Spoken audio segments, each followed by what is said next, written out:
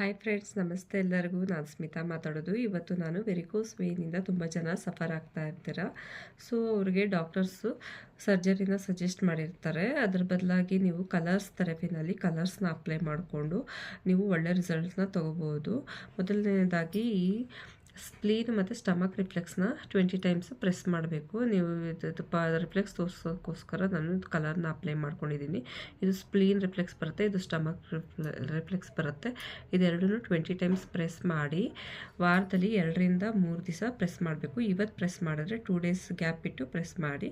ಮತ್ತು right hand last finger second ಲೈನ್ಗೆ yellow colour ಮತ್ತು ಸ್ಕೈ ಬ್ಲೂ ಕಲರ್ನ ಅಪ್ಲೈ ಮಾಡಬೇಕು. ಫಸ್ಟು ಯೆಲ್ಲೋ ಕಲರು, ಆಮೇಲೆ ಸ್ಕೈ ಬ್ಲೂನ ಅಪ್ಲೈ ಮಾಡಿ.